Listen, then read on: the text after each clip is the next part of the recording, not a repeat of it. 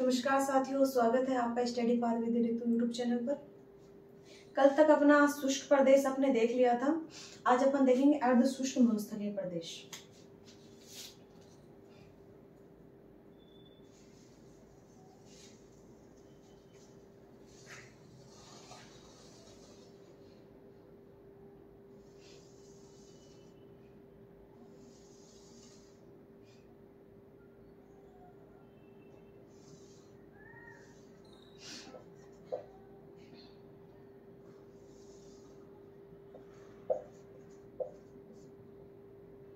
ये शुष्क मरुस्थल देखा था।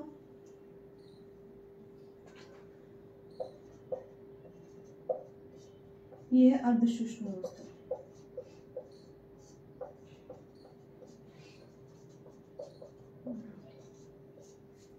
अर्ध शुष्क जो मरुस्थल है, ये प्रदेश, ये 25 सेंटीमीटर वर्षा रेखा थी, तो 25 सेंटीमीटर वर्षा रेखा के किधर हो गया? पूर्व में। और अरावली जो पर्वतमाला है 50 सेंटीमीटर वर्षा रेखा के पश्चिम में हो गया। और ये वाला जो प्रदेश है ये शुष्क प्रदेश है, तो शुष्क के और उपाद्र के, ये वाला पार्ट आता है शुष्क, ये अर्ध शुष्क, ये उपाद्र, फिर आद्र, ये अपन जलवायु में पढ़ेंगे। तो ये वाला जो पार्ट है उपाद्र के और शुष्क के बीच में आता है अर्ध शुष्क जलवायु प्रदेश। इसमें जो वर्षा की मात्रा आती है ये 25 से 50 सेंटीमीटर के बीच में आती है। इसमें जो है टोटल मरुस्थलीय प्रदेश में अपन ने 12 जिले देखे थे। 12 जिलों में से 4 जिले इसने कवर कर लिए थे, 2 पूरे ले लिए थे, और इधर बाड़मेर और जोधपुर का आधा भाग ले लिया था। इसमें 8 जिले तो पूरे आएंगे और 2 जिले जो ये रह गए थे जोधपुर और बाड़मेर का कुछ भाग है वो इसमें भी शामिल हो जाएगा। इसमें क्या है, गंगानगर, हनुमानगढ़, चूरू, झुंझुनू, सीकर, यहाँ नागौर आ जाएगा। फिर यहाँ जोधपुर का और बाड़मेर का कुछ भाग, फिर पाली और जालोर, ये वाले जो 8 जिले हैं वो इसमें कवर हो जाएंगे। इसकी जो जलवायु है वो अर्ध शुष्क जलवायु है। इस वाला प्रदेश जो है इसको बांगर प्रदेश कहते हैं। बांगर प्रदेश है, इसे बांगड़ भी कहते हैं। और एक बागड़ आता है जो दक्षिणी क्षेत्र में आता है। तो बांगर में कौन कौन से आते हैं? चूरू, झुंझुनू, सीकर, ये वाला जो क्षेत्र है अर्ध शुष्क को, इसको बांगर प्रदेश कहते हैं। फिर ये क्या है कि शुष्क के और उप आद्र के दोनों के बीच में है।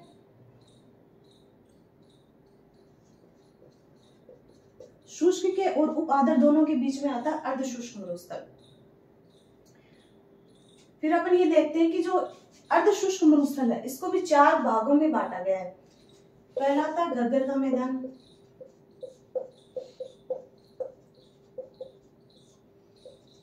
दूसरा आता है शेखावाटी प्रदेश,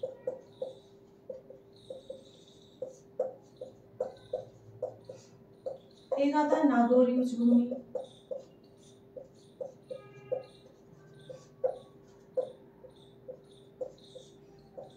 चौथा आता है लोनी प्रदेश।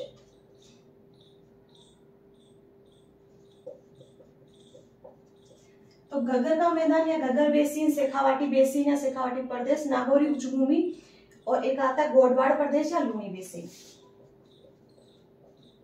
गोडवाड़ प्रदेश। इसमें घग्गर का जो मैदान है ये आता है गंगानगर, हनुमानगढ़ में। तो ये वाला जो आ जाएगा ये आ जाएगा घग्गर का मैदान।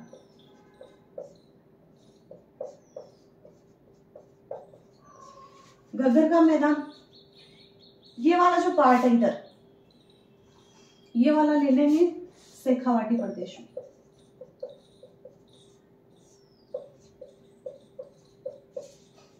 ये आ जाएगा नागौरी उच्च भूमि, नागौरी बेसिन।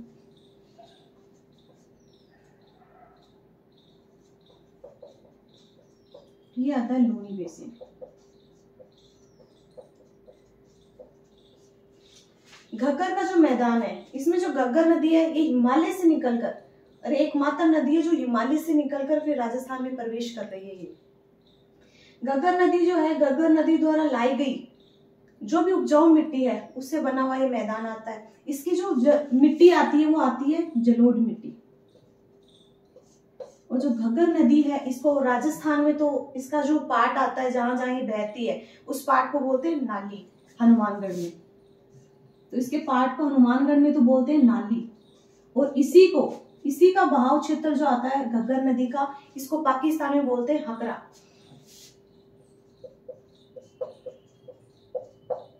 पाकिस्तान में इसको हकरा बोलते हैं। और इसी का जो उपजाऊ मिट्टी का जो क्षेत्र आता है, मान लीजिए इसको, इसका जो पार्ट आता है, इसको, इसका जो उपजाऊ मिट्टी का क्षेत्र आता है इसको बोलते हैं बग्गी।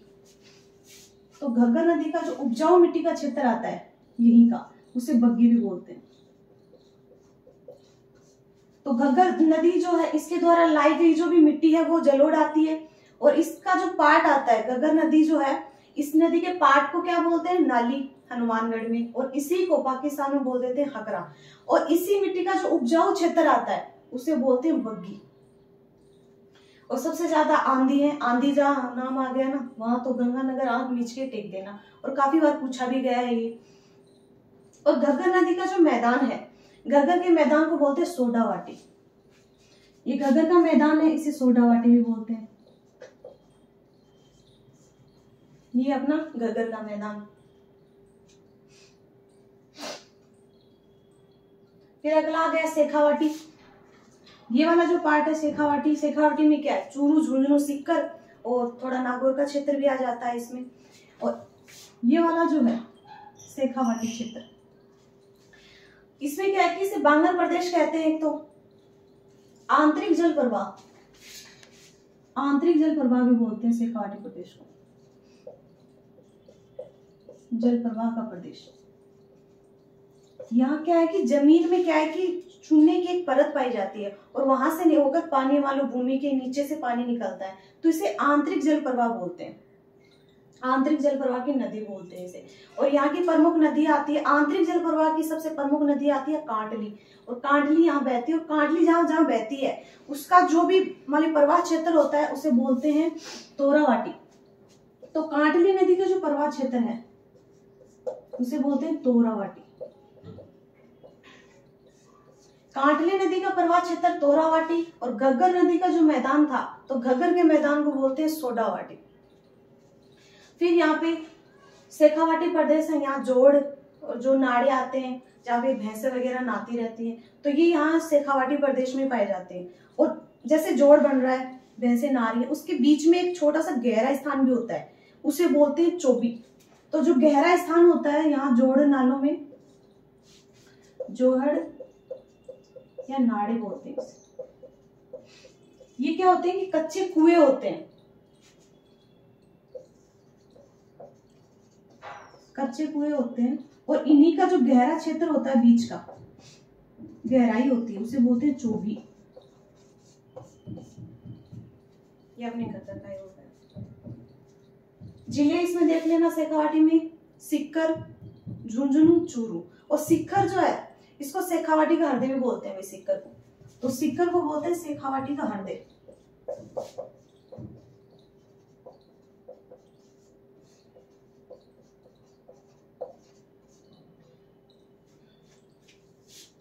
ये उतारो एक बार।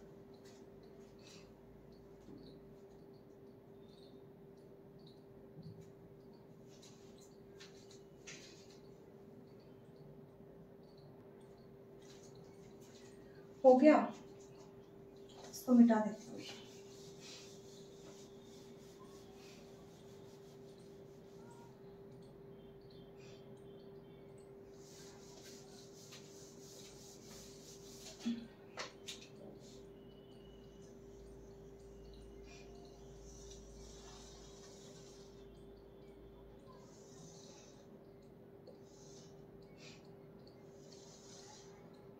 ये देख लेते हैं अपन। ये वाला घग्गर का मैदान हो गया था, ये वाला शेखावाटी प्रदेश।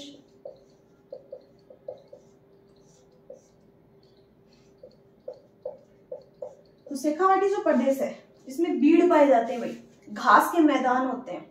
और हमारे क्या है कि झुंझुनू में तो काफी बीड़ ही है, प्रसिद्ध है बीड़ झुंझुनू का। वहां पे मान लो गाय भैंस ये चरती रहती है। तो एक तो होता है बीड़, ये घास के मैदान होते हैं।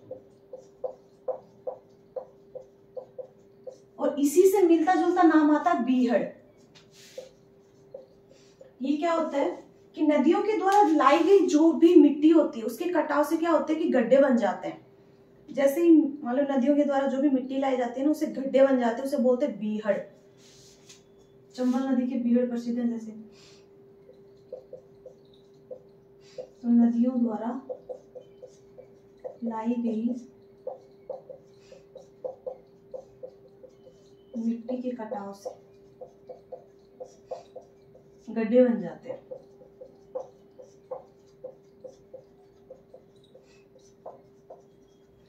यह आता अपना शेखावाटी प्रदेश। अगला आता है नागौरी उच्च भूमि।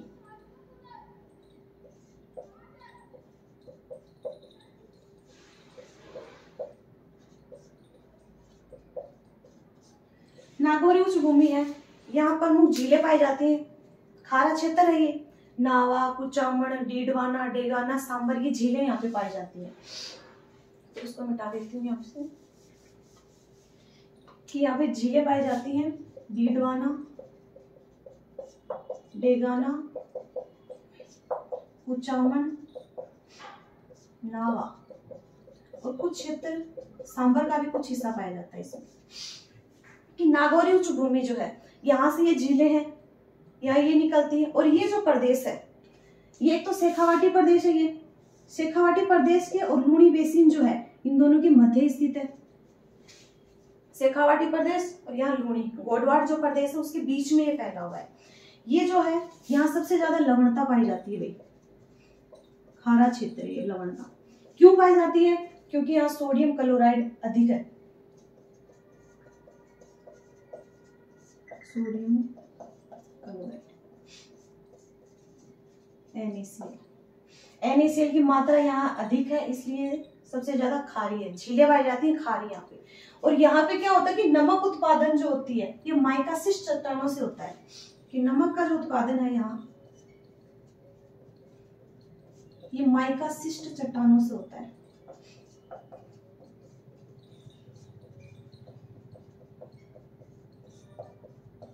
और यहाँ से नमक उत्पादन जो किया जाता है कि भाई नमक सतह पे आ जाए, तो वो एक विधि आती है, वो आती है केशिकाकर्षण या कैपिलरी विधि। तो यहाँ से जो नमक प्राप्त किया जाता है, वो कौन सी विधि से किया जाता है? वो आती है केशिकाकर्षण।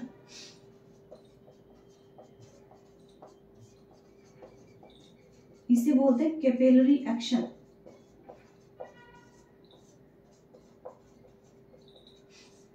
अब नमक ज्यादा है तो फ्लोराइड तो होगा ही होगा।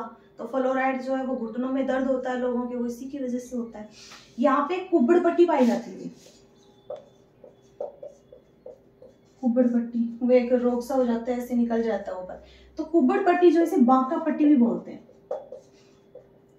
और इसे होच बेल्ट भी बोलते हैं।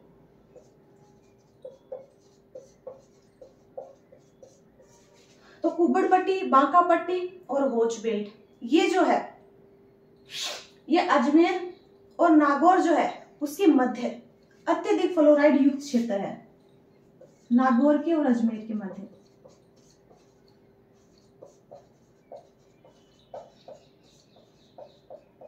अब फ्लोराइड अधिक है तो फ्लोरोसिस रोग तो होगा ही होगा। और जो फ्लोरोसिस रोग होता है ना, इसमें क्या होता है कि फ्लोराइड की जो मात्रा हो जाती है वो 10 ppm से अधिक हो जाती है।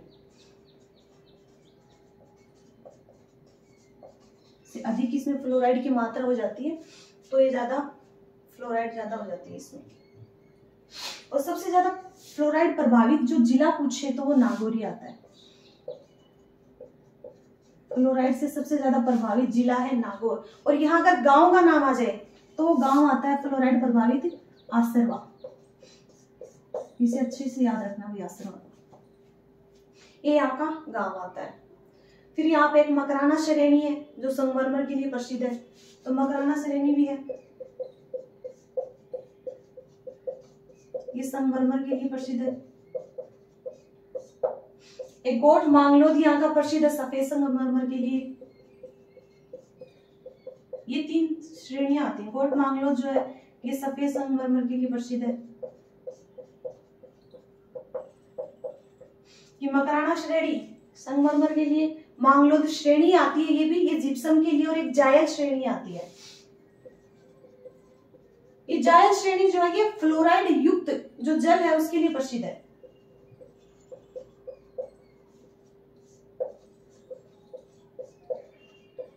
जल के लिए प्रसिद्ध है। ये नागौरी उच्च भूमि देख लो एक बार।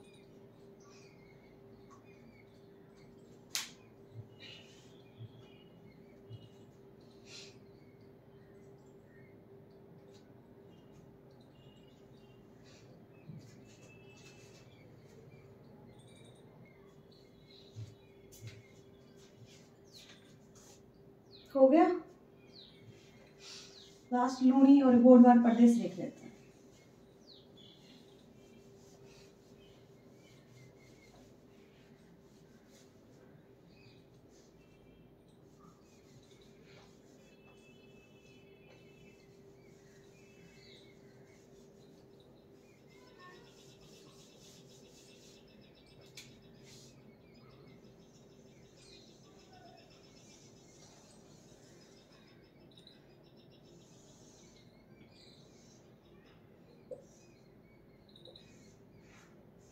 ये वाला जो क्षेत्र आता है ये आता है लूणी बेसिन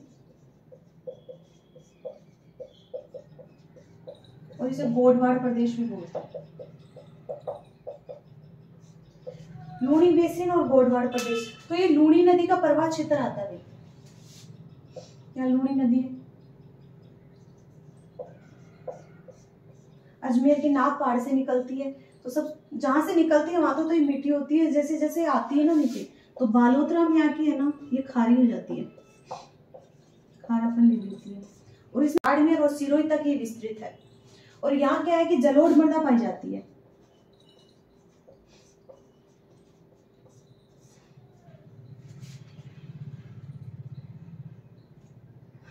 लूणी और सहायक नदी जो है, लूणी की सहायक नदियों का प्रवाह क्षेत्र आता है। इसमें मैप में बताती हूँ।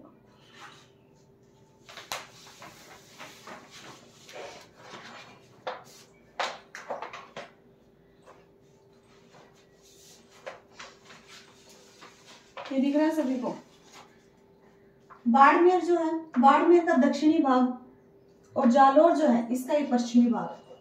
यहाँ पे जो लूणी नदी का प्रवाह क्षेत्र आता है इसको बोलते हैं नेहड़, ये वाला क्षेत्र। और यहाँ क्या है कि लूणी नदी जो आती है ना उसका ढाल मंद हो जाता है और यहीं से फिर ये नदी है ना ये कई नालों में ऐसे बह जाती है, उसको बोलते हैं रेल नाड़ा या रेला नाड़ा।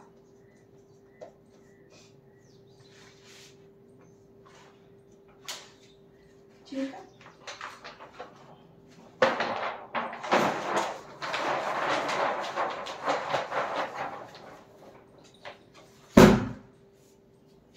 फिर एक आता है रोही मैदान, रोही भूमि मैदान। कि रोही भूमि का जो मैदान है ये सिरोही और पाली जो जिला है उसमें स्टेपी तुल्य घास पाई जाती है। सिरोही में और पाली में क्या है कि स्टेपी तुल्य घास।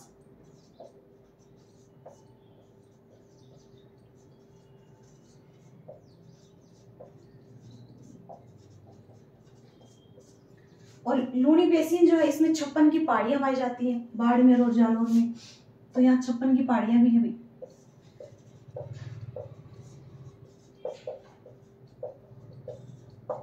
बाड़मेर और जालोर में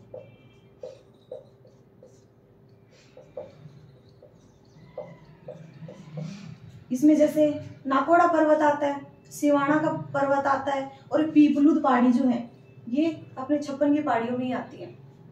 नाकोड़ा पर्वत,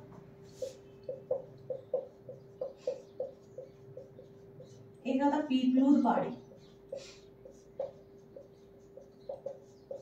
तो पीपलूद की जो पहाड़ी है इसे राजस्थान का लघु माउंट कहते हैं।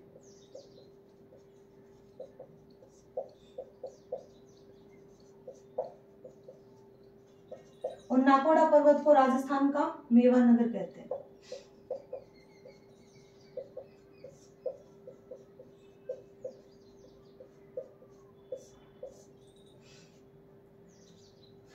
फिर जालोर में क्या है कि गुंबदाकार पहाड़ियां सी पाई जाती है भाई, उन्हें बोलते इंसेलबर्ग या द्वीपा भागीरी।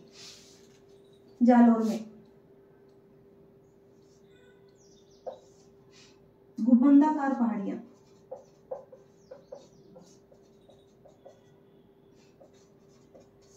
इन्हें बोलते हैं इंसेल वर्ग या द्वीपाबागिरी।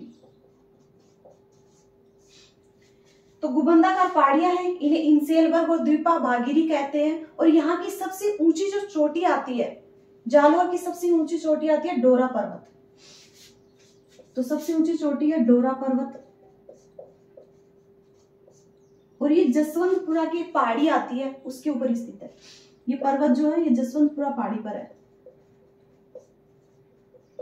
और जालोर में इसराना भाकर आता है, रोजा भाकर आता है, और रोजा भाकर से तो क्वेश्चन भी पुटअप हुआ भाई। तो इसकी जो ऊंचाई आती है वो आती है 839 मीटर। एक यहाँ इसराना भाकर आती है और एक आती है रोजा भाकर। रोजा भाकर की आती है 730 मीटर। रोजा भाकर की 730 मीटर आती है, क्वेश्चन भी आ गया है तो ये थोड़ा ध्यान रखना। इसकी आती है 869 भी, और इसकी आती है 839 मीटर। ये यहाँ कुछ पर्वत पाए जाते हैं। और लूनी बेसिन जो है, इसकी प्रमुख नदी जो है वो लूनी हो ही गई। यहाँ की नर्मदा नहर जो है यहाँ की प्रमुख नहर है। वो नर्मदा नहर का जो पानी है वो बाड़मेर और जालोर को ही मिल रहा है। प्रमुख बांध आता है यहाँ पे पाली में, जवाई बांध। प्रमुख बांध हो गए यहाँ पे जवाई बांध। एक राजस्थान का जो पंजाब है वो सांचौर को कहते हैं जालोर में, जो जालोर में आता है सांचौर क्षेत्र, उसे राजस्थान का पंजाब कहते हैं।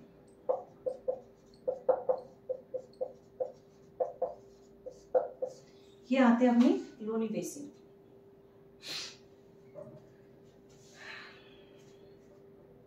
उतारे हो गई।